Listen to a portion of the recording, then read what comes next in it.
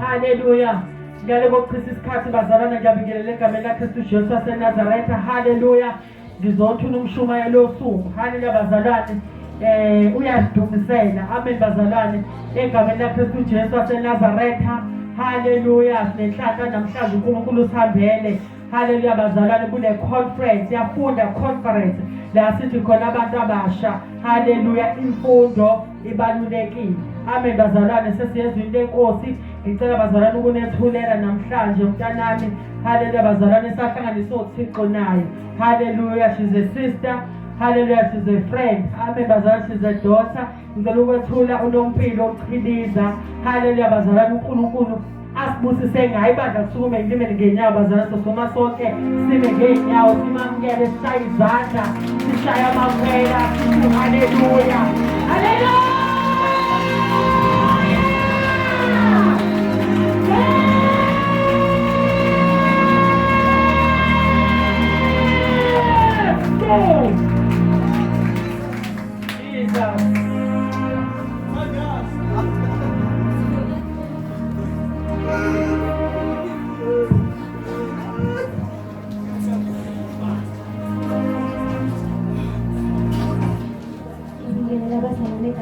Yesu Kristo wa Nazareth. Amen.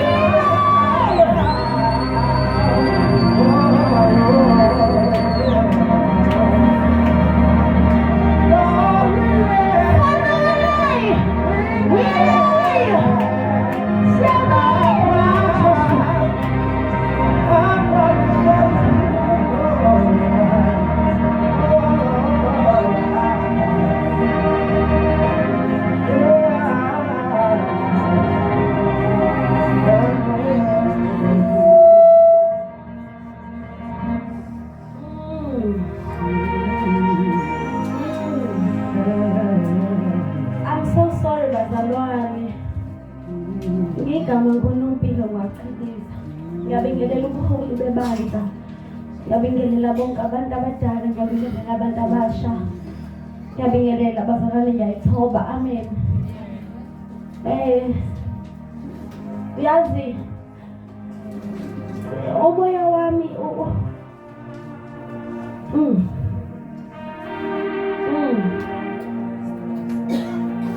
kunale encounter, nale appointment umoya engcwele abesifisela yona namhlanje. Ngiyazi usuku labasha, ngiyazi ukuthi sigcwele umoya wokuthokoza nokugxuma in the presence of God. Celebrate ubusha bethu, but my spirit yearns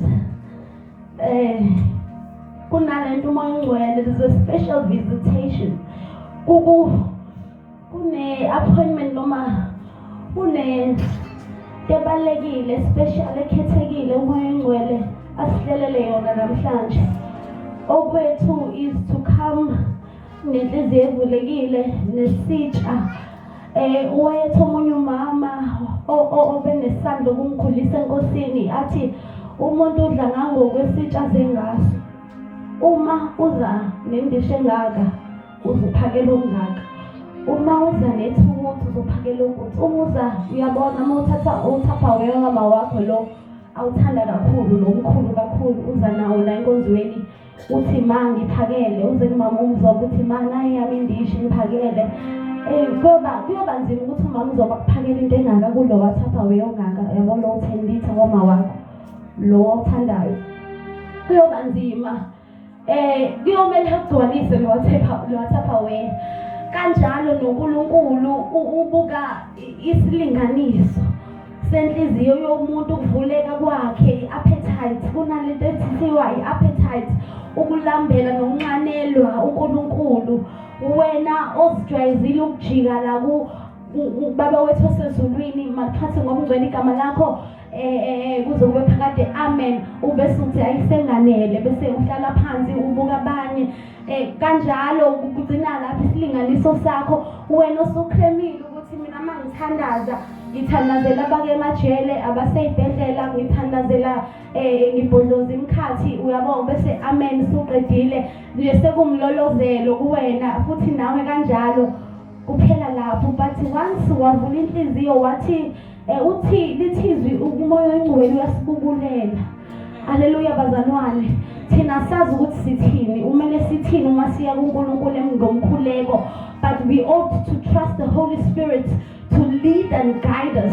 So siphume kwi-formation noma kwinjwayelo yokuthi mangiye ekhulwini lenkosi ngenza kanje, uma kuthandazo mina ngiqala kanje. Uyabona nje umthandazo wakho usungawubhala phansi word for word ukuthi ngiyazazi uma ngithandaza ngithi. Now the Holy Spirit wishes and loves for us and longs for us to break out of that religion and tradition yokuthi siyazazi. Yabona masuzikremile ukuthi ngiyazazi mina mengase futhi ngidivert ekulweni ngijwayele ngingabona ukuthi hayi bengasamini. Asiphume kuleya ngqondo yokuthi ngiyazi, I know what to expect uma ngizendini yaNkulunkulu. I know ukuthi kuzokwenzeka ukuthi nokuthi bese yabo phuma kuleya ngqondo yokrema ipresence kaNkulunkulu. Mntomusha, I want to share with you how special and how beautiful and intimate it is ukuhamba noNkulunkulu ngokuphelele uzinikele uNkulunkulu. Ungaholdi lutho Nkosiyami, ungabambe lutho, ungagodle lutho olo ukuthi kunendawo mina engingafuni ukuya kuyona noNkulunkulu ngigcina la. But uvule konke inhliziyo yonke amasango onke enhlizweni yakho ukuthi moya oyingcwele do as you will. Le ndawo yakho sebenza ngalendlela ofisa ukusebenza ngayo. There is power in that. Ukuvuma ukuthi uNkulunkulu anze intando yakho yakhe kuwena. Kodwa ufuna ukuthi wena uvume. Besides ukuthi umphathi wabantu abasha ame njalo asiqoqe athi bantu abasha anikho serious yabo before kuze kuthethwe, before nje uncengwe kuba into esuke kuwena. Uyayibona leyo nto kuba into enhlizweni yakho that you desire uziyisa wena ebukhoneni benkosi, ungaphushiwe ungaqhutshwanga. Amen bazalwane. And ayikho i-age eyoba right yokuthi mhla ngathi 21 ngiyoqala ngibe serious noNkulunkulu for example, or mhla ngathi 30 ngiyobona ukuthi ke manje sengi serious noNkulunkulu. uNkulunkulu ufuna nje inhliziyo noma ungabe umngakanani elangazelele yomele yena. Anganoma nike nibone, I'm sure you've seen videos of little babies enkonzweni kube ngathi it's a joke. Ingane ithandaza and lost in the presence of God izikhale. Kubukeke ngathi hayi kusamdlalo kusamasdozi kusasketch. But I believe in my heart of hearts ukuthi that child isuke ngaphansi kwabandla amoya oyingcwele. Isuke ne-visitation with the Holy Spirit. At that tender age, at any age, if you allow God to touch your heart, asebenze inhliziyo yakho, asebenze impilo yakho, he can do so. Noma ngabe umngakanani, there's no time frame omele uzibekele yona. Futhi susa lento ye-pressure yokuthi ngineqoqo labangani bami siyazi thina enkonzweni ukuthi mase sishaya ithomoya isiqedile. And angili nethomoya, ngiyayithanda ithomoya. But susa into ye-group yokuthi thina siyazi nesquad sami ukuthi mase senze nje hayi sikhonzile siqedile. Masajuluka nje hayi phelele. Mayengekho amandla akukhonze kahle. Uyayibona lonto? Isuse leyo ndilahle lemoze enkonzweni, moze ebukhoneni baNkulunkulu. Come as you are. Bring yourself. Zilethe wena njengomnikelo. Wena self. Kuthuke noAmanda uma esebona wenza into ehlukile eningayiplanile engasiyo into yeskimu. Athi wena asiphe besenzana lapha manje asiyenzi lento thina. Umtshela ukuthi hayi sis ulate. Sekhona i-visitation, sekhona isandla singibambile, sekhona umoya engcwele osemcontrolayo, and now angakwenza if you allow him. Ake sishunane ngento yokuthi let God rule us and overpower us. Ake sishunane ngaleyo nto masenkonzweni.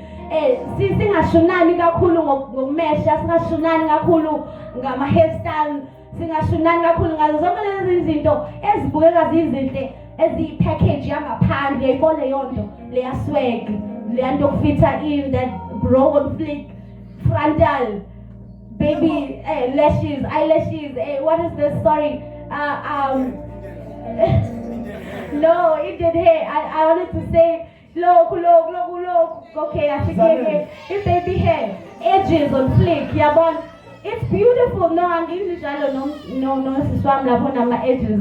Mahle siyawathanda ama edges akho. I'm just saying, imagine usunje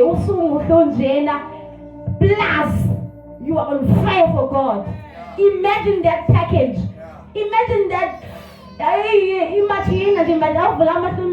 Imagine you plus you are on fire for God. In fact, God first. You are on fire for God. You are zealous. You are hungry for God. Plus, you are beautiful.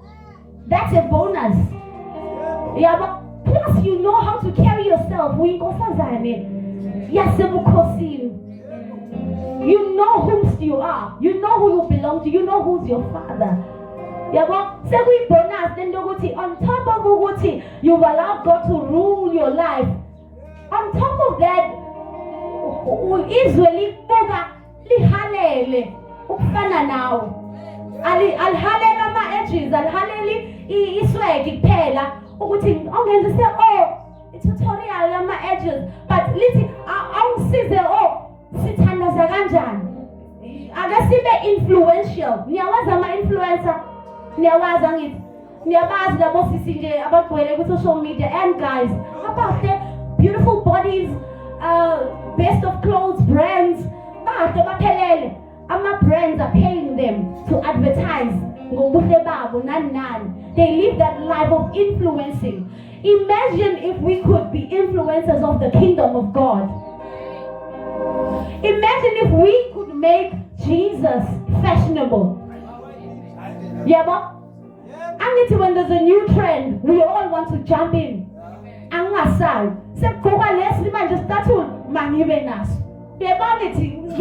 are together, Mozambique. How about bazalwane, when you encounter somebody okhuluma noNkulunkulu ayekujuleni nakunale ndlela ojwayele ukuya ngayo, uyibawele leyo nto isabawele nayo. How about we form WhatsApp groups ukuthi akesifundisana ukukhuleka akesifundisane ukuziphatha, the character first.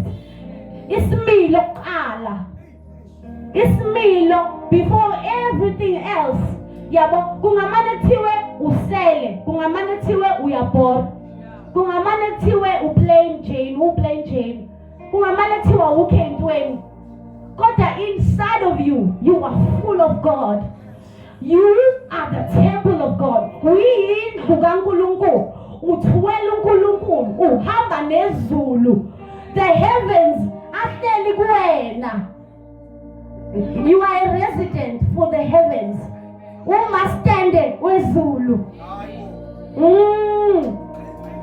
Awuhaleli wena ukuthi izulu lihambe nawe, lihlale ku lisebenzise your body as isitsha ukwenza intando yalo la emhlabeni, ukulungisa lo mhlaba wonakele. Asihaleli yini bazalwane? To be a peculiar Christian, you are different nje. Ungabile la khola ekuthiwa siyawazi amakhola kusukela emandulo. Anje akanjena enza kanjena amen inkosi iphumile. Can we bring change in the presence of God? Can we introduce an atmosphere ehlukile? It starts with each and every one of us. Akwazi ukuthi silindele the leaders. We can't expect the pastor, the apostle and the bishop ukuthi ukuthi kube ibona who have only ijoga lokuthi lead us and bring us into fresh atmospheres. But bazalwane, we have the freedom. We have been given the authority to go to God personally and plead God. Ukuthi Nkosi nanti ibandla lakho limantise. When somebody who has a heart that is open for God, a heart that is righteous, umhlaba olungela ukuthi uNkulunkulu enze noma yini, eza lowo muntu, eza kuNkulunkulu, eme on behalf of the church, uNkulunkulu ngeke angarespond. At the right time, the Lord will respond. You can cry when uthi Nkosi siphinde saphuma kusafana enkonzweni. Nkosi ngiyacela, can you bring something fresh? Can you touch us ngendlela ehlukile? And that Sunday ungenzeki lutho ubese uphela amandla. But when you go back to God and say, Lord, I want to go deeper with you. Ngizohlala, I want to go deeper until I see you. Njengoba ngikubona in my closet, ngize ngikubone even in the gathering. Lento izwayo mawedwa uyihalelele noma uyilangazelele ukuthi ibandla lonke malizwe, so that akungabi uwena wedwa shayinayo, uyabo, uwena wedwa holier than thou, uwena wedwa ungwele kakhulu, uwena wedwa okholwa kahle kakhulu, and you are pleased with that. What about the others?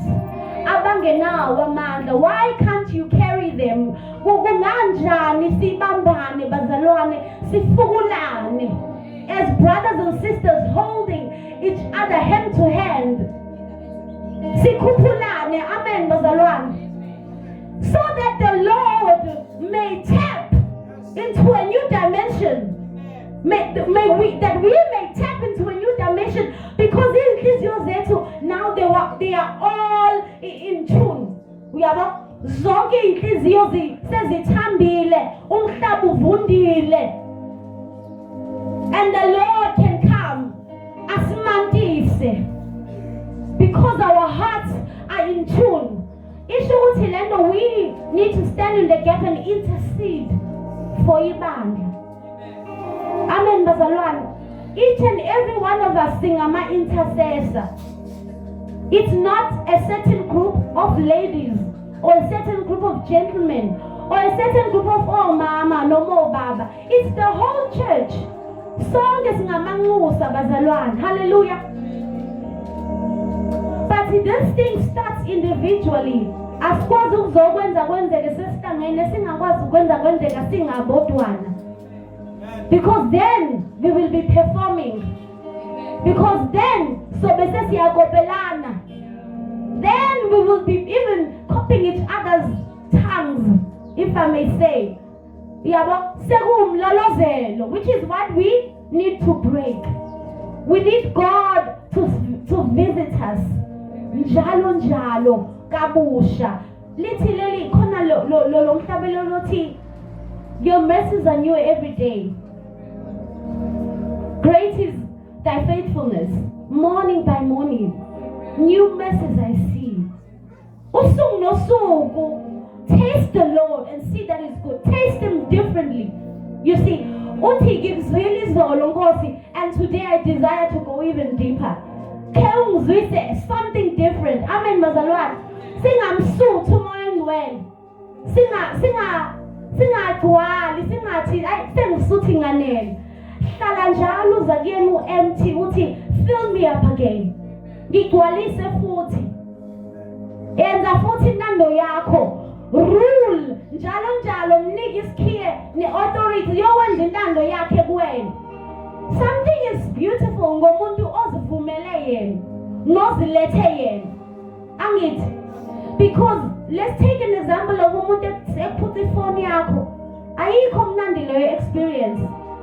But if you were to give somebody your phone out of your willingness, ufuna ukuswela kwakhe ukuthi udinga i-cellphone, for example, ufuna uku-apply, ufuna ukufonela kade umfundisi ekhuluma ngo-face. How beautiful is that exchange? uma wena kuwena osumnikile. Ihlukile ngendlela azoyisebenzisa ngayo because wamnika ngokugcwala kwenhliziyo yakho compared to when uyintshontsha noma uyisebenzisa ngomntshontsha awukhululekile. Amen bazalwane.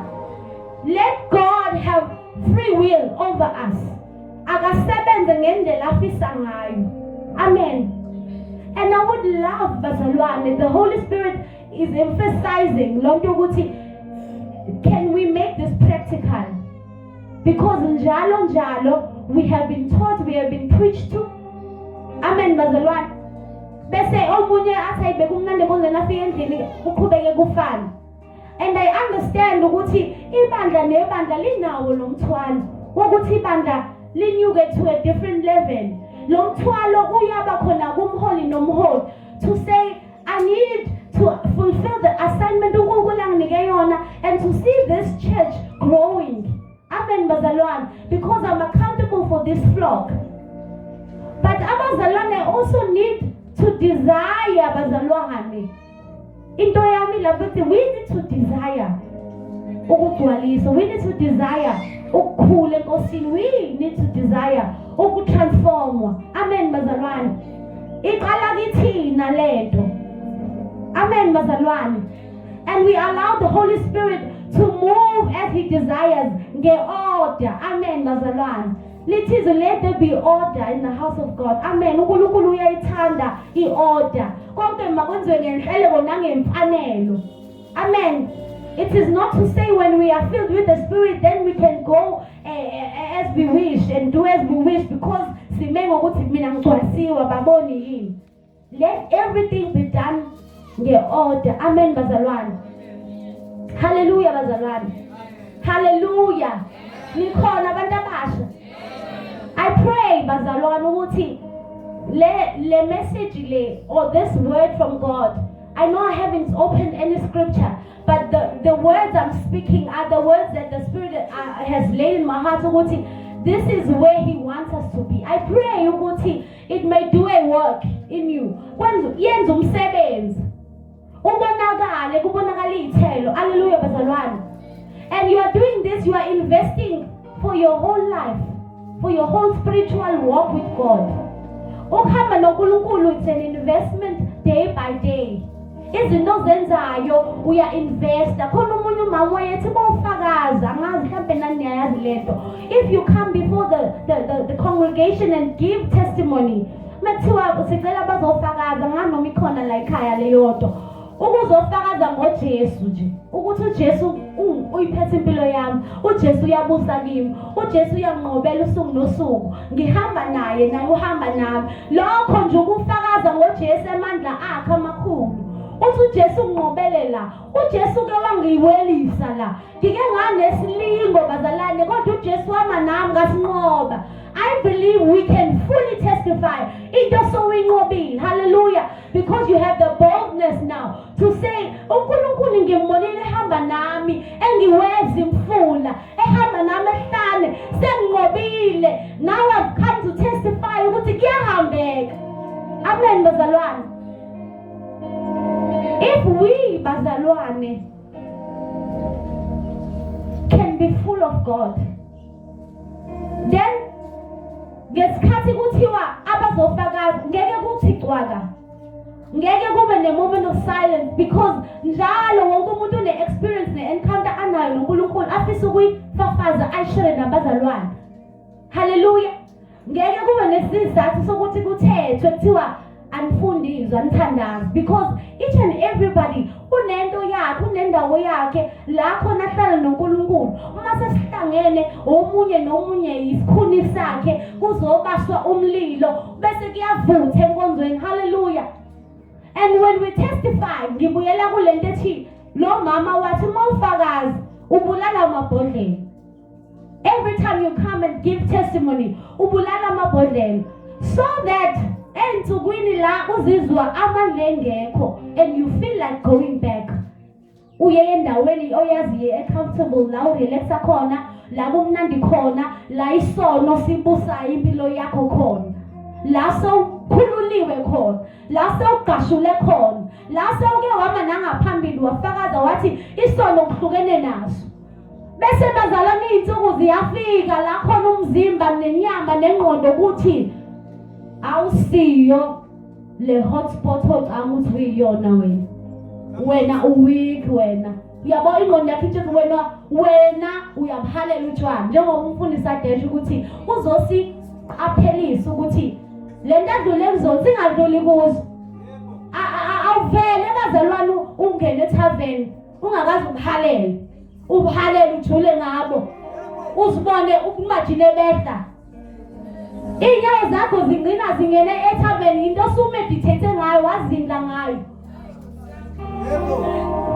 Just like isono sani sokujola sokulala wenza ucansi ungashadile. Sofike. Asiqali usuphambi kwakho umfana. Sivuka isono. Siqala usawedwa endlini. Isono sibusa kuwusawedwa. Ube comfortable naso, ushushuzele. Usinese usakhele ikamelo. Sakhe si expande. Size Jesu abemncane. Abilo Jesu omncane othobe ngenhliziyo, yenhliziyo ya. Angabe sabusa. Kubusa isono. Osifukamelile. Yini ukufukamela? Ungayicebi into isaqala. Growing up, bazalwane, ngisindise ngimncane ngiku-Sunday school ngina 12, but vele ekhaya ngikhulele kuyabo kukhonzwa. So the personal decision yami yokuthi ngiyasindiswa was when I was 12. Kodwa ke iminyaka ibalo, hallelujah, asikho lapho. But izinto ezazisiza izinto esasiqapheliswa ngazo kwakuthiwa into mayivuka icebe kusaeli. Hamba nje uzicebe ileyo ngane ezicebayo ukuthi mina lo mfana ngiyamthanda kodwa akashongo lutho. Ngimthanda engashongo lutho. Sengilinda ukuthi asho utho bese kuyahlangana. It's a desire, it's a feeling uNkulunkulu ayifakile. You are not wrong. Ukuthi uma ubona the opposite sex ube attracted. It's the design of God. But yonke into inesikhathi sayo.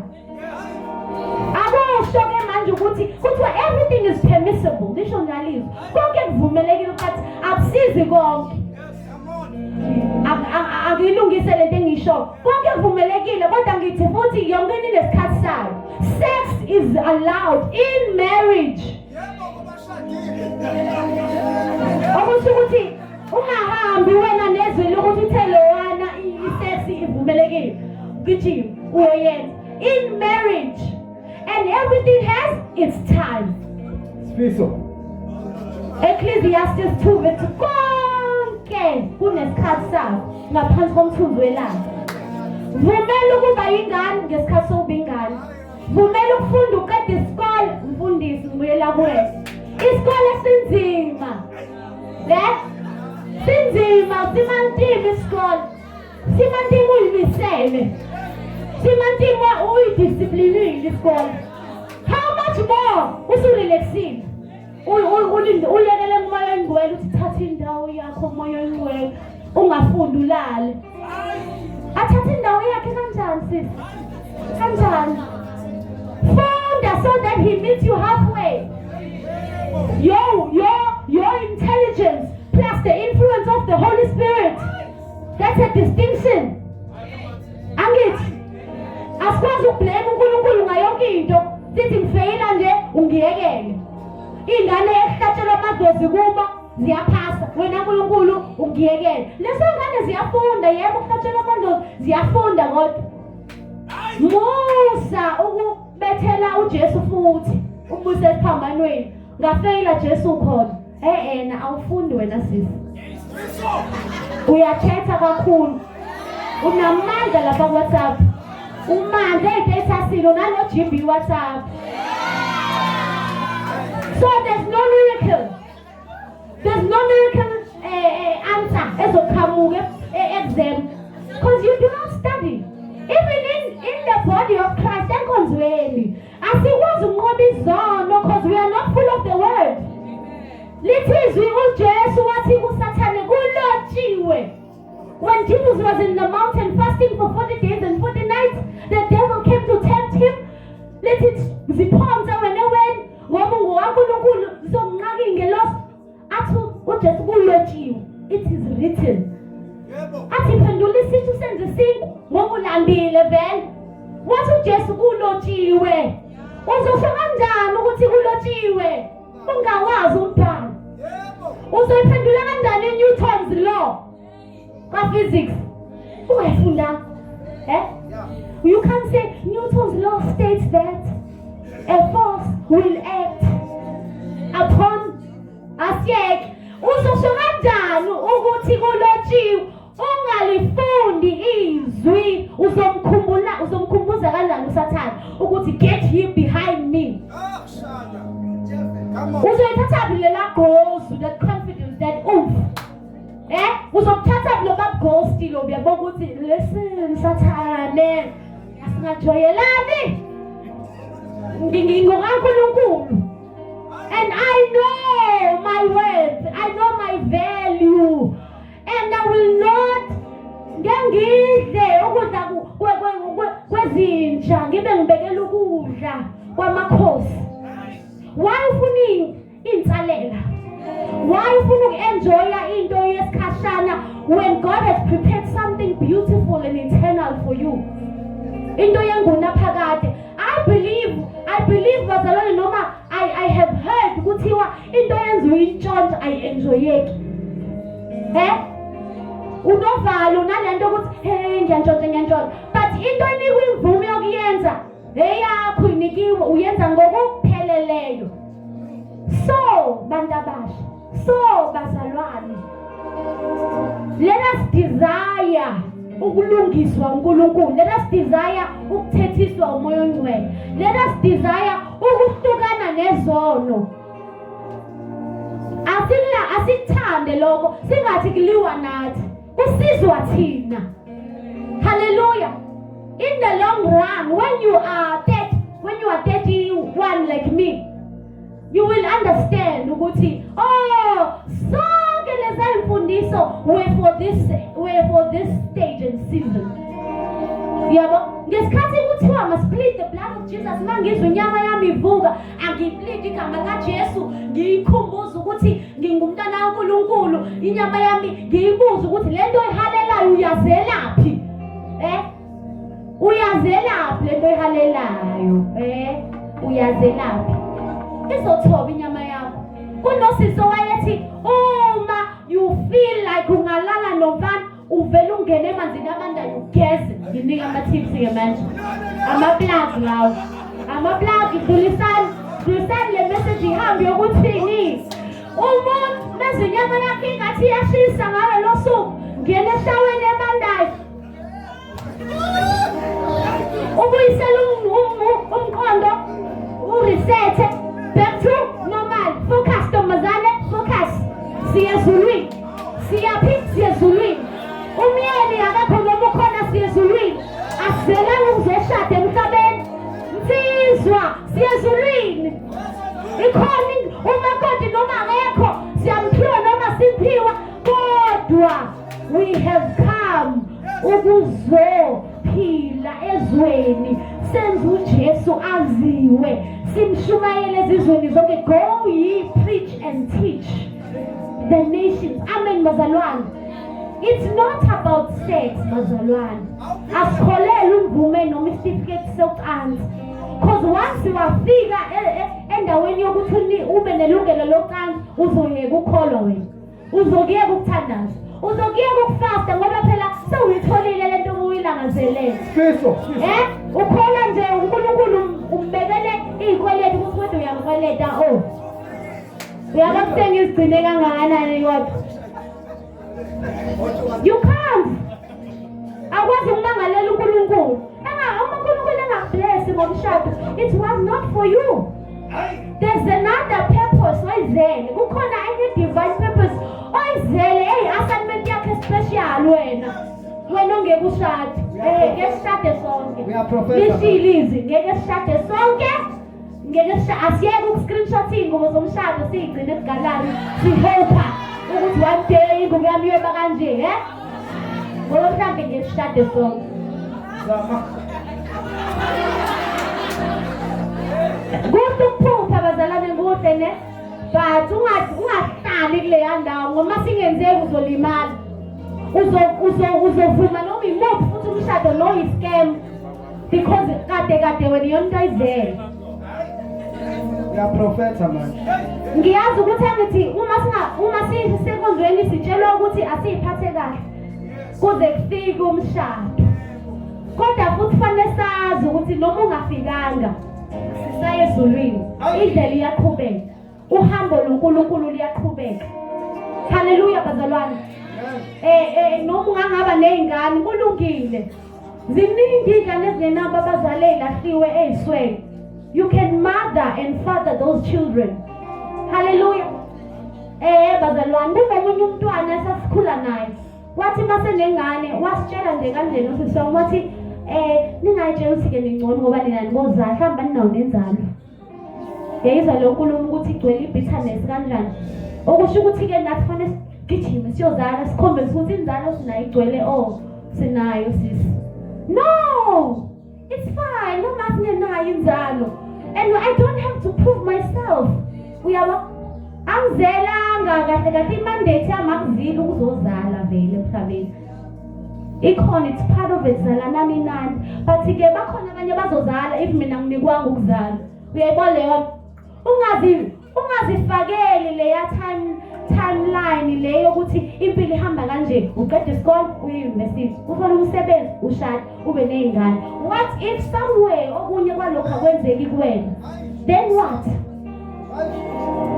okungcono vumela uNkulunkulu ubuyena okuguidayo okulidayo okukhombisa imandate ne-assignment yonto oyizele emhlabeni mhlawumbe wena uzoqala ngokugcina abanye beqale ngokokuqala nawe kodwa usasecebeni laNkulunkulu that is the will of God for you mhlawumbe wena uzograduate usushadile uyabo khipha leyanto leya yinto it was good for us ukuthi sikhule ngayo si-discipline ukuthi sibe namaphupha ama-goals but unganciki kakhulu kuwona do not lean on your own understanding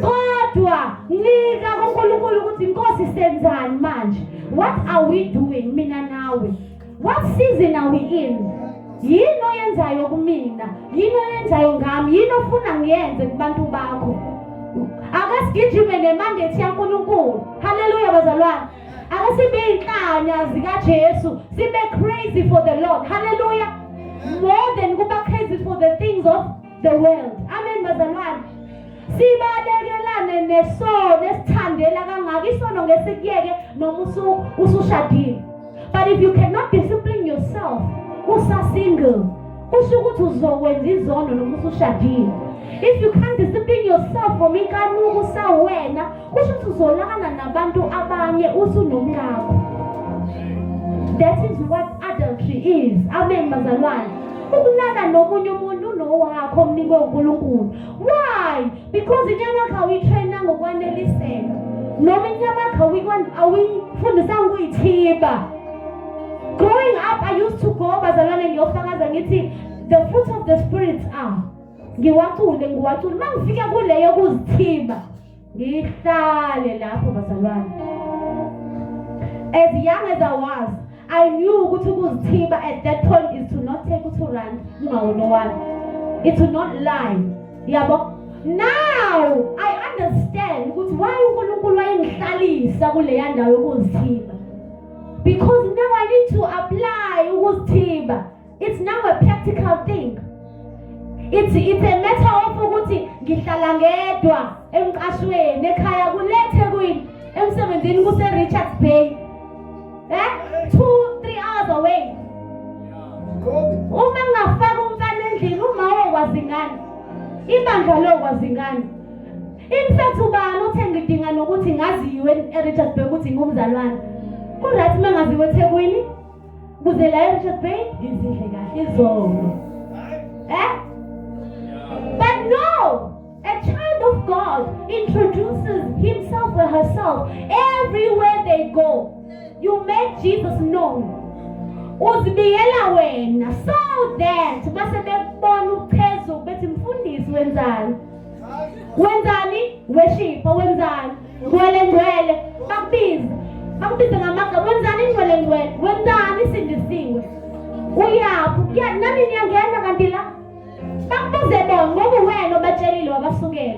Yingakho leyingozi ikhona lingasho lutho enze esontweni likhonze ligoduke. Amen. Siyamazi mhlaze khona register month present. Akasho lutho mntakasisi. Akasho lutho. Akasho lutho mna auntie. Ngeke sithi noma sesimbona esihamba nendoda yabona sazi ukuthi akashadile benza izinto. Ngesikwazi ukuthi wena ngoba uzingayi ngathini. Yebo. Ngesikwazi ukumbambe sekuCubana or whatever club ekhona eshona phansi ngevosho sisi sibona upostile lapha ku Facebook kanjani sis kanjani lapha ya uyaphi lapha ya asikwazi zibiyele wena khuluma ngoJesu azisa uJesu bakazeke uJesu ungabi namahloni ngoJesu so that ezikhathini zomzimba inyama yakho isibuthaka you can always go back and say I need help and cry and say ngisizeni ngilekeleleni amandla phelile. It's okay ukuthi amandla phele but musukuthula ufukamele icebe cela bakhulekise find someone othembekile or pray to God for somebody ongaya kuyena ongakusiza kunesimo obhekene naso. It's okay, it's part of life. It's okay to feel the things we feel bazalwane in our flesh. Inkinga iqala mase justify sithi vele wena wawungenze njani nabo bakwenza nami ngisho ukuthi sengiweak nobani waba weak wabuye wakhola wasindiswa abangiyeke nobani wahamba yozala wabuye waqhubeka wasindiswa wadumisa nami ngizokwenza kanjani. Base ulazi iqilongo lokhala nisi awulazi uzothi usathi wena nami ngisayokwenza bese kusasa ke ngibuyela kuyena uNkulunkulu kuvele kube ne-earthquake kamfana ukamfana ufele kamfana nizwini i-earthquake ebikhona eGoli uvele kube ne-earthquake ngokumhlaba ulapha yani endaweni wrong. Do not entertain your flesh. Never give your flesh the power. It has no power. Amen, bazalwane. It's funny ukuthi ke sesifike kanjena lana. But into esenhlizweni yami vele was 1 Corinthians chapter 10 verse 13. Singavula bazalwane uma sinama Bible. Kuthi no test or temptation has seized you apart from what is common to men. Ela angazi ongafunda ngeSizulu. Asike isilingo bazalwane esesisehlelile. Esihlukile. Nabanye bayadlula kuzo badlulile kuzo banqoba. Lishe lapho nje lalizwe ukuthi awukwazi ukucasha ngokuthi mina nginesilingo esidlule ezinye izilingo. Ngilingwa kakhulu mina. No test or temptation. 1 Corinthians chapter 10 verse 13.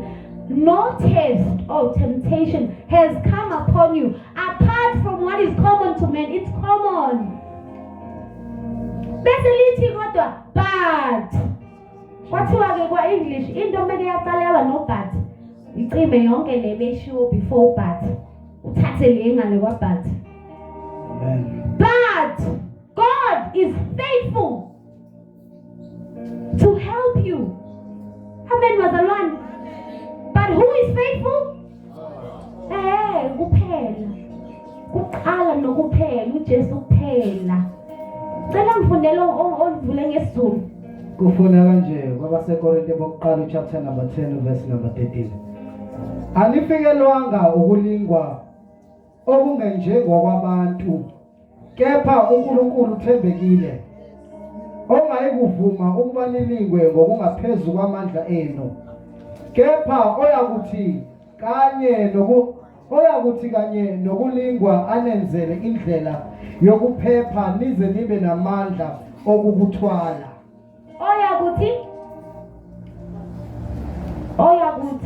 Oyakuthi kanye nokulingwa anenzele indlela yokuphepha nize nibe namandla okukuthwala. Amen bazalwane. Oyakuthi noma sekufika ukulingwa uNkulunkulu anenzele indlela, amen, nize nibe namandla okukuthwala. Amandla okuthwala siwatholaphi? kuNkulunkulu, ngoba amandla ayatholwa ngokuhlala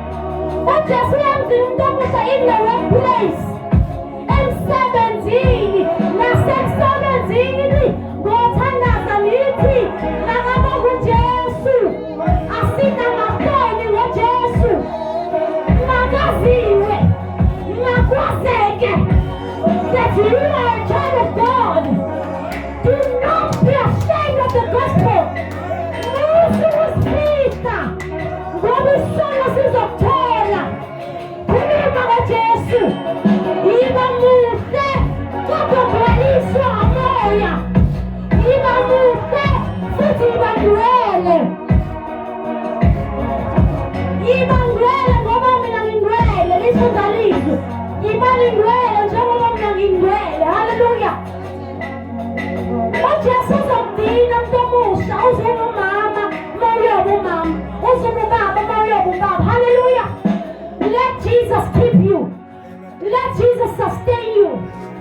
akube nguye hamba nawe amandla athola kuye. Hallelujah. Lithi lelinye iculo, it's victory over sin, it's purity divine, it's the power of the Holy Ghost. Angasusa izono, ahlanze inhliziyo, amandla kaMoya Oyingcwele. The Holy Spirit will give you power over sin, will help you to live a pure life, to walk in purity. Hallelujah. Hallelujah. Bakhona abalangazelela ukuba ama-ambassador asebukhoneni benkosi, ama-ambassador asezulwini, akhona ama-influencers asezulwini. Ake uthi isandla uthi anginangaboni ngevangeli ngokuba lingamandla. Hallelujah. Let us lift up close our eyes. Sithandaze Baba wethu ongcwele. Uthembekile, ukholekile, akekho ongalinganiswa nawe. Your ways are higher than our ways. Izindlela zakho ziqondile, zilungile, ziphakeme, zingelinganiswe. We thank you, Lord, ukuthi njengoba usukhulumile, you will give us the power ukuthi senze, uzosinika amandla okuhamba endleleni singaphela amandla. You will sustain us, you will keep us, you will sustain us, and you shall keep us. And we thank you, Holy Ghost. In Jesus' name, ashayizana sonke, shayela uNkulunkulu. Hallelujah. Ngiyabonga kakhulu bazalwane for the opportunity. Inkosi, inkosi, amen.